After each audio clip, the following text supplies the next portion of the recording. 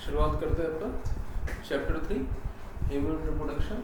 सुनना समझना क्या होता है, क्या क्या हम लोगों को पढ़ना है, क्या नहीं पढ़ना है इस चैप्टर में। और सबसे पहली चीज़ कि हम लोग रिप्रोडक्शन समझते हैं क्या होता है। कहीं पे आवाज़ ब्रेक हो, कोई कंफ्यूज हो, तुरंत हमको बता देना आप लोग, ठीक है। हम लोगों को सबसे पहली प्रोसेस ये जो लिखा हुआ है रिप्रोडक्शन वर्ड, वो पता है क्या होता है। रिप्रोडक्शन का मतलब था कि जो पेरेंट जनरेशन है, ठीक है। रिप्रोडक्शन का मतलब था कि जो भी पेरेंट जनरेशन है वो अपने जैसा ही सेम या सिमिलर, ठीक है, अपने जैसा ही सेम या सिमिलर ऑफस्प्रिंग डेवलप करेगा। ये रिप्रोडक्शन प्रोसेस, ठीक है। कि कोई भी पेरेंट जनरेशन में कोई पेरेंट है, कोई भी पेरेंट्स है, तो वो अपने जैसा ही ऑफस्प्रिंग, वो सिमिलर ऑफस्प्रिंग डेवलप करेंगे, प्रोड्यूस करेंगे। वो रिप्रोडक्शन की प्रोसेस थी। दूसरी बात हम लोग को समझ में आई थी कि रिप्रोडक्शन प्रोसेस दो तरीके से था। या तो वहाँ पर गैमीट्स का फ्यूजन होएगा, जब फ्यूजन होएगा मतलब कि वहाँ पर फर्टिलाइजेशन प्रोसेस होगी। जब फर्टिलाइजेशन प्रोसेस होगी तो ऐसे हम लोग रिप्रोडक्शन को सेक्सुअल रिप्रोडक्शन कहते थे। दूसरा था जहाँ पर मेल या फीमेल गैमेट्स, मेल या फीमेल जो पेरेंट्स प्रेजेंट है, वहाँ पर कोई भी फ्यूजन नहीं होगा। जब फ्यूजन नहीं होगा मीन्स फर्टिलाइजेशन नहीं होगा, और ऐसे रिप्रोडक्शन को हम लोग एसेक्सुअल रिप्रोडक्शन कहते थे। फिर एक इम्पॉर्टेंट क्वेश्चन हम लोगों के दिमाग में आया था कि इस रिप्रोडक्शन की नीड क्या है, इसकी ज़रूरत क्या है, इसकी वैल्यू क्या है। तो यहाँ पर कुछ बात करी कि सबसे पहला पॉइंट ये याद रखना कि जो हम लोग की स्पीसीज है, जो हम लोग की स्पीसीज है, किसी भी ऑर्गेनिज्म की स्पीसीज की बात करें, कोई भी हम लोग जनरल कोई भी स्पीसीज बात करें, तो वो कॉन्टिन्यू बनी रहे। वो क्या है, वो कॉन्टिन्यू स्पीसीज बनी रहे, उनकी पॉपुलेशन एक्सटेंड ना हो जाए। ये पहला पॉइंट कि वो बने रहे, यहाँ पर हमारे अर्थ पर बने रहे। ये सबसे फर्स्ट मेन रीजन है कि स्पीसीज का कॉन्टिन्यूएशन रहे। दूसरा पॉइंट कि वॉट एवर वी लर्न, हम लोगों ने जो लर्न किया है उसको स्टोर करना है, मीन्स नॉलेज को। हम लोगों ने जो नॉलेज को गेन किया, जो लोगों ने सीखा है, उन चीज़ों को स्टोर करना, उन चीज़ों को बचा के रखना, उन चीज़ों को आगे ट्रांसफर करना है। ये एक दूसरा पॉइंट था। तीसरा कि जब भी वहाँ पर रिप्रोडक्शन की प्रोसेस होगी तो कुछ वेरिएशंस आएंगे, चेंजेस आएंगे।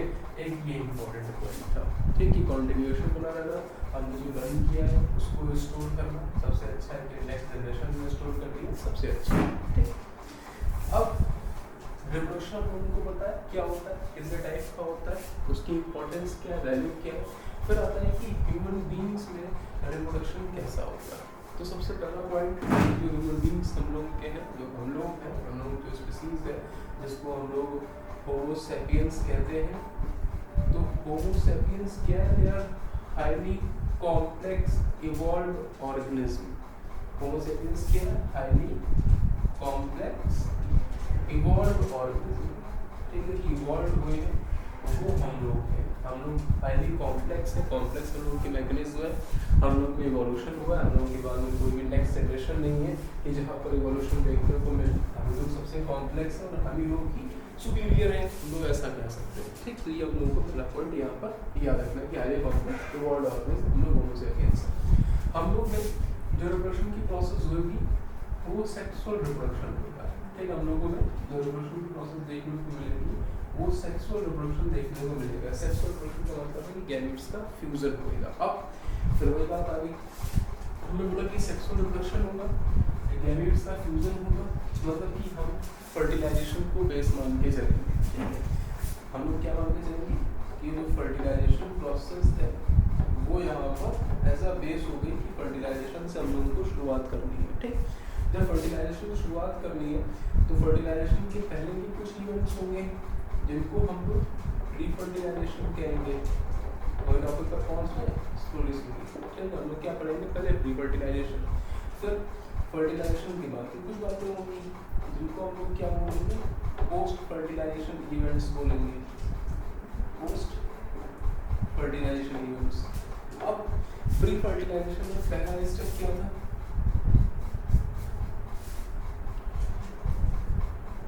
Gametogenesis, very good. Pre fertilization में पहला स्टेप आ गया गैमेटोजेनेसिस।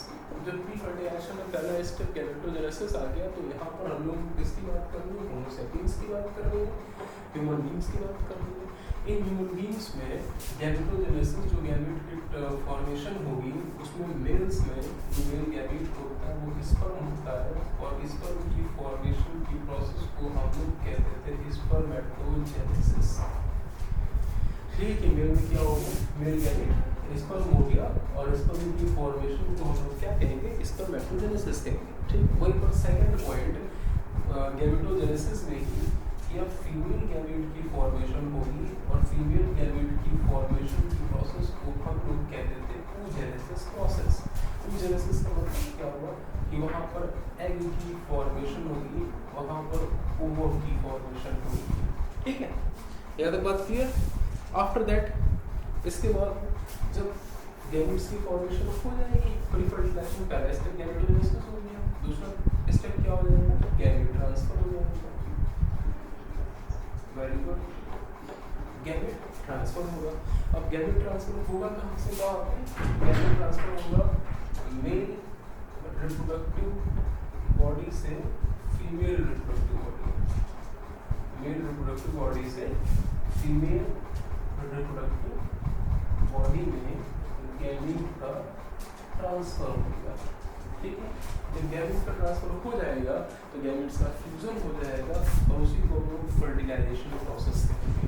और यहाँ पर जो फर्टिलाइजेशन की प्रोसेस आएगी वो फर्टिलाइजेशन जो होता था वो इंटरनल फर्टिलाइजेशन होता था। ठीक है, मीन्स क्या था कि जो फीमेल बॉडी थी, फीमेल बॉडी के अंदर यहाँ पर फर्टिलाइजेशन होता था, इसीलिए ऐसे फर्टिलाइजेशन को हम लोग इंटरनल फर्टिलाइजेशन कहते थे। जैसे ही फर्टिलाइजेशन कंप्लीट हुआ तो वहाँ पर क्या बन जाएगा, जाइगोट की फॉर्मेशन हो जाएगी और जाइगोट की फॉर्मेशन से ही हम लोग शुरुआत करेंगे पोस्ट फर्टिलाइजेशन इवेंट्स की। आपकी पोस्ट फर्टिलाइजेशन इवेंट्स होंगे, पोस्ट फर्टिलाइजेशन इवेंट्स में क्या क्या पढ़ना होगा हम लोगों को, तो जाइगोट का डेवलपमेंट पढ़ना होगा, जाइगोट का डेवलपमेंट पढ़ना होगा और जाइगोट के डेवलपमेंट को ही हम लोग यहाँ पर एम्ब्रियोजेनेसिस कहेंगे। जाइगोट के डेवलपमेंट को ही हम लोग एम्ब्रियोजेनेसिस कहेंगे कि जाइगोट का डेवलपमेंट होगा, एम्ब्रियो का डेवलपमेंट होगा, एम्ब्रियो डेवलपमेंट होकर एक नन्हे मुंडे राही का डेवलपमेंट होगा,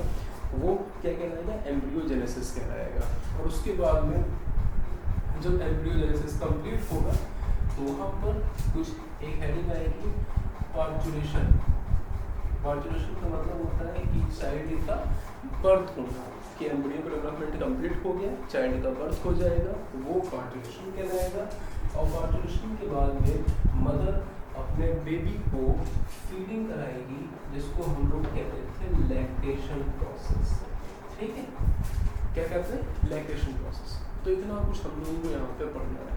ठीक है, यहाँ तक बात क्लियर, कोई कंफ्यूजन किसी को?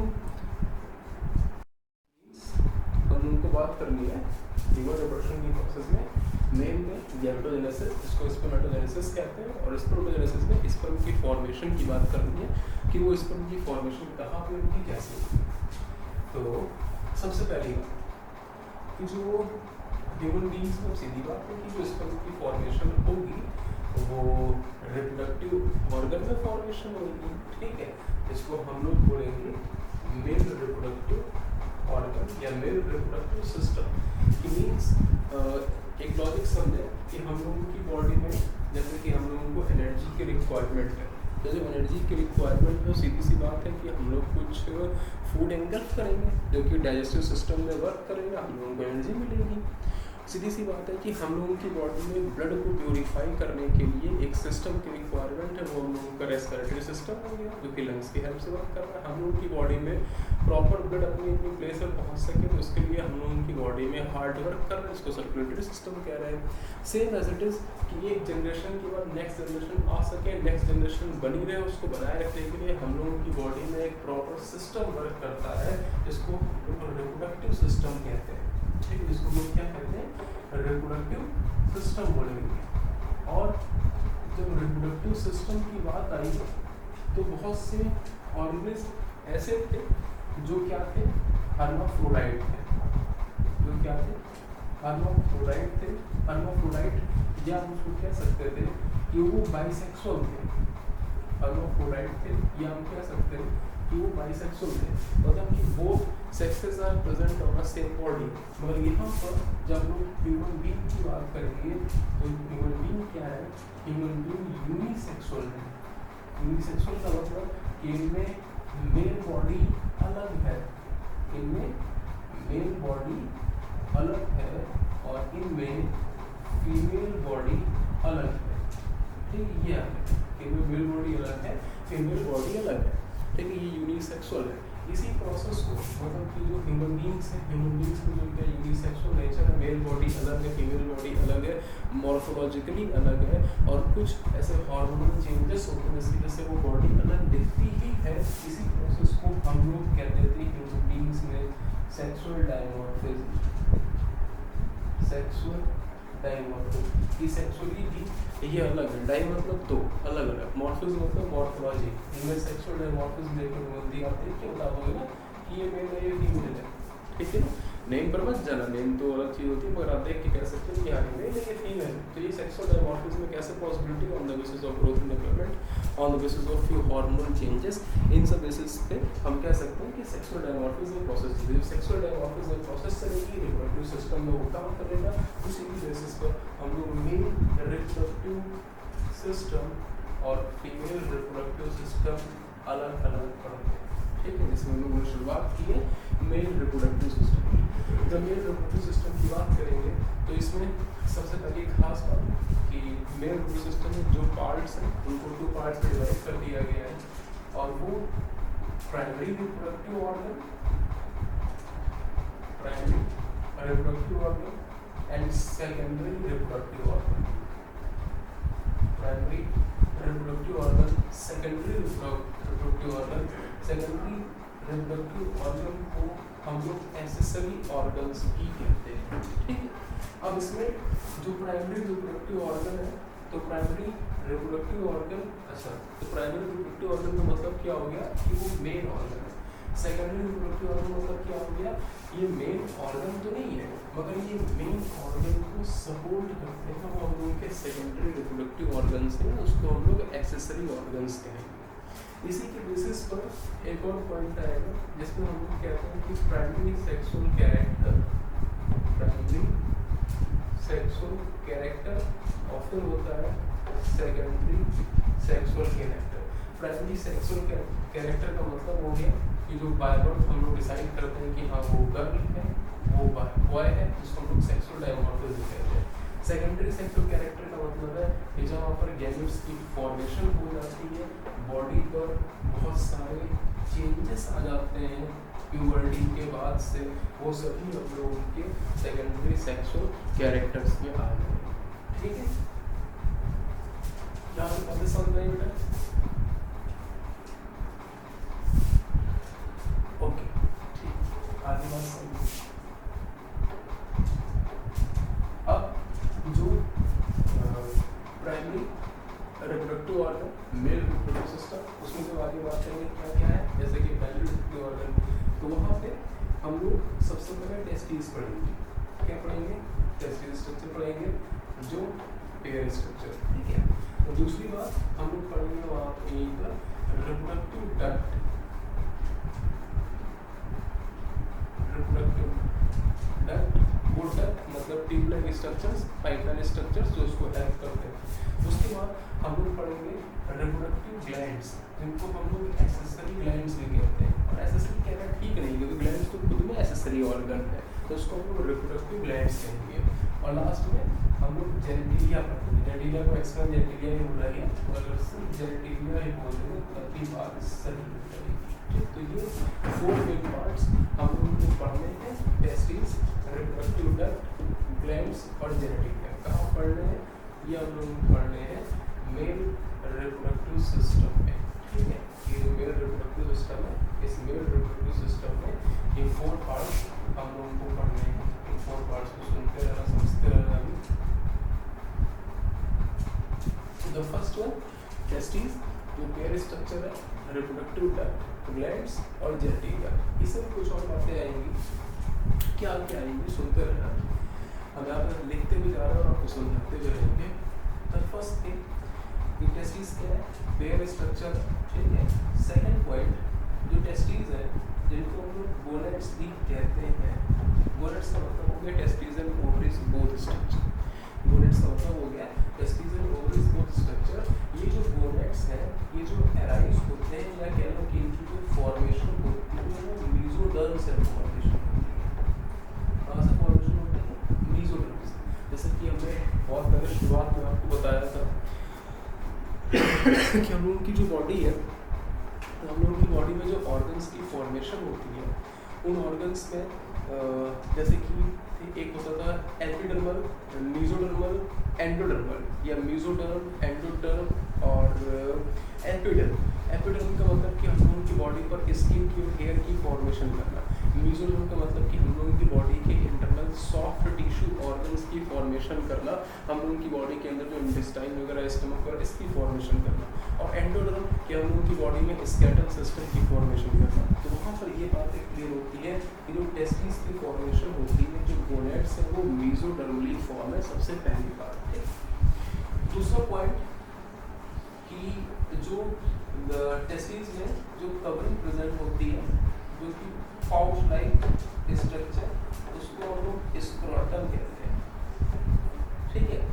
नेक्स्ट पॉइंट, ये testis, pouch like structure, scrotum, ये आउटसाइड द बॉडी प्रेजेंट होते हैं, आउटसाइड द बॉडी प्रेजेंट होते हैं। आउटसाइड द बॉडी प्रेजेंट क्यों प्रेजेंट है? For the two maintain the temperature, ठीक है, टू मेंटेन टेम्परेचर, टेम्परेचर को मेंटेन करने के लिए, टू मेंटेन टेम्परेचर, टेम्परेचर को मेंटेन करने के लिए आउटसाइड द बॉडी। और टेम्परेचर में जो मेंटेनेंस है वो कैसे है, कितना मेंटेनेंस है, कुछ खास नहीं, सिर्फ और सिर्फ 2 से 3 डिग्री सेल्सियस, 2 से 3 डिग्री सेल्सियस टेम्परेचर को कम करने के प्रेजेंट रहते हैं। मीन्स हम लोगों की जो बॉडी है, हम लोगों की बॉडी का जो टेम्परेचर रहेगा उसके कंपैरिजन में 2 से 3 डिग्री सेल्सियस टेम्परेचर कम रहेगा, क्योंकि फेवरेबल है किस प्रोसेस के लिए, स्पर्म की फॉर्मेशन के लिए, गैमीट्स की फॉर्मेशन के लिए ये फेवरेबल रहता है, दैट्स व्हाई, ठीक है। क्या रहेगा? स्पर्म की फॉर्मेशन के लिए, गैमीट्स की फॉर्मेशन के लिए ये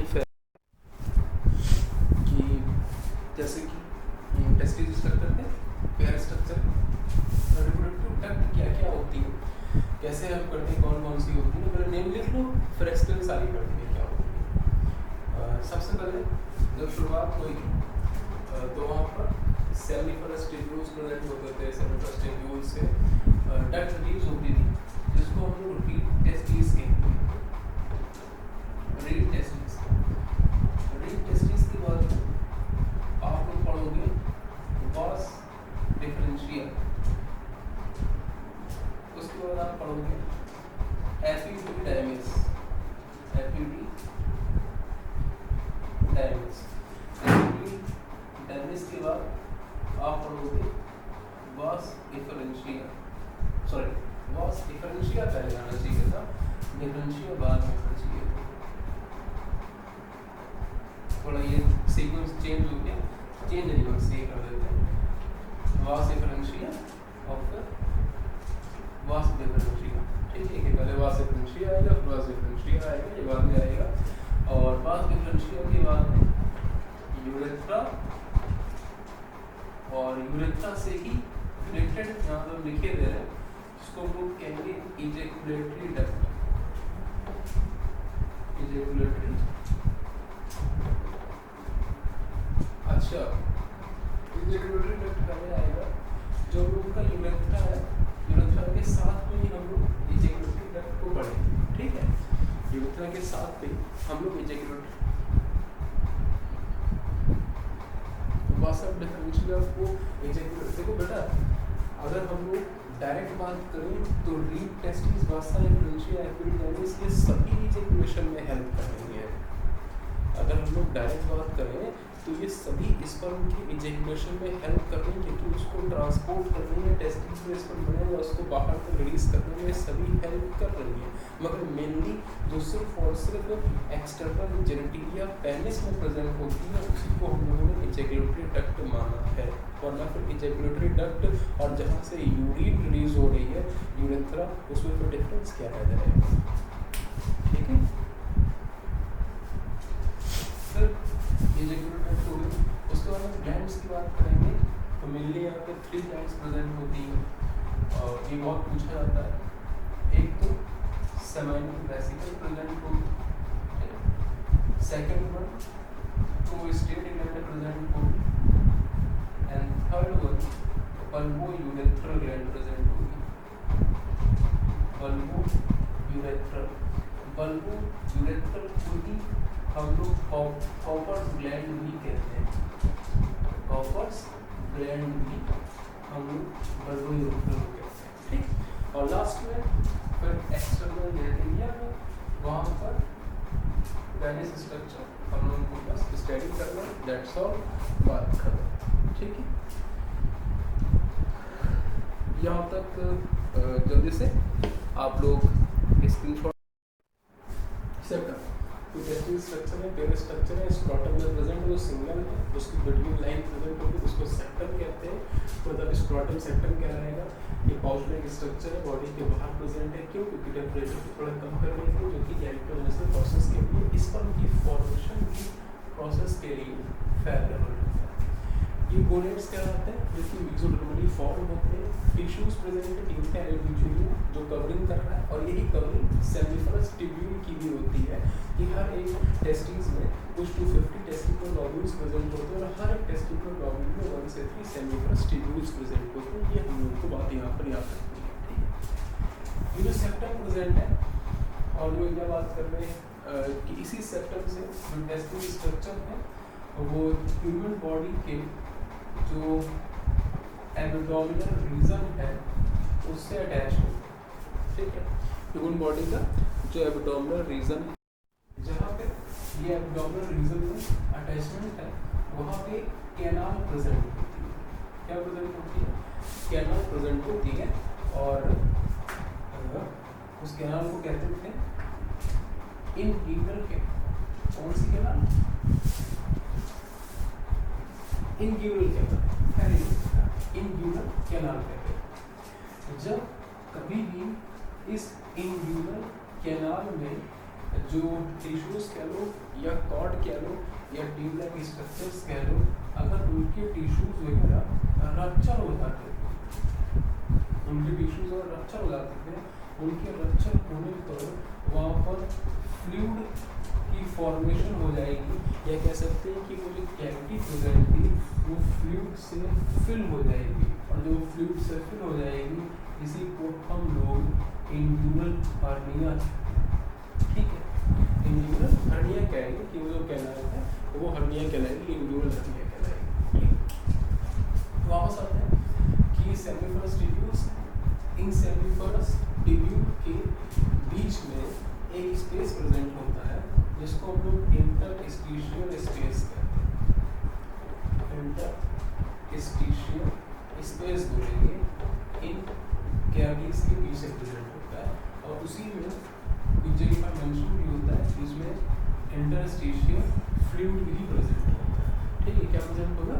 इंटरस्टिशियल फ्लूइड प्रेजेंट होगा, और वहीं पर जो ये इंटरस्टिशियल स्पेस है, सेमिफरस ट्यूब्यूल है, वहाँ पे स्पेसिफिक सेल्स प्रेजेंट होते हैं, जिनको हम लोग लीडिंग सेल्स कहते हैं। ठीक, क्या कहते हैं? Leading cells. और यही लीडिंग सेल्स आगे चल के स्पर्म की फॉर्मेशन में, स्पर्मेटोजेनेसिस में बहुत हेल्प करेगा। ठीक है, हम लोग एक अलग से पूरा चार्ट पढ़ेंगे कि उसमें LH हार्मोन, FSH हार्मोन किस तरीके से क्या हेल्प कर रहा था, ये सारी बातें वहाँ पर क्लियर हो जाएंगी। ठीक, टेस्टिकुलर लॉब्यूल थे, वहाँ पे सेमिफरस ट्यूब्यूल्स प्रेजेंट है, सेरेब्रस ट्रिब्यूल में वहाँ पर लीडिंग सेल्स प्रेजेंट हैं और लीडिंग सेल्स की आगे चल के स्पर्म की फॉर्मेशन में हेल्प करेगा। उनके बीच में जो स्पेस प्रेजेंट है उसको हम लोग इंटरस्टिशियल स्पेस कहते हैं। वहाँ पर फ्लूइड फिल होगा और फ्लूइड के साथ में यहाँ पर आरबीसी सेल्स भी प्रेजेंट होते हैं। वेन्स, आर्टरीज या आप कह सकते हो कि सीधी बात ब्लड कैपिलरीज प्रेजेंट होती है। ठीक है, सीधी बात कि सेंसरी सेल्स को या ब्रेन से इसको कनेक्ट करने के लिए यहाँ पे नर्वस सेल्स भी प्रेजेंट होते हैं या नर्व सेल्स प्रेजेंट होते हैं। नर्व सेल्स कह सकते हैं, नर्व फाइबर्स स्ट्रक्चर्स प्रेजेंट होते हैं उसको कनेक्ट करने के लिए। ठीक है, जो कि इस प्रोसेस को कि वहाँ पे कब कौन सा हार्मोन रिलीज करना है, कैसे रिलीज करना है, उन सब बातों को रेगुलेट करने के लिए ये नर्व सेल्स प्रेजेंट होंगे। ठीक, यहाँ तक बात क्लियर है?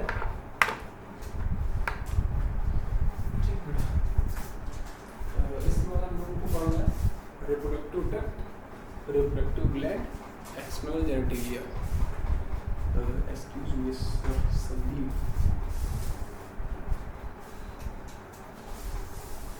Leading cells. इसका नाम बोलो जरा वैसे।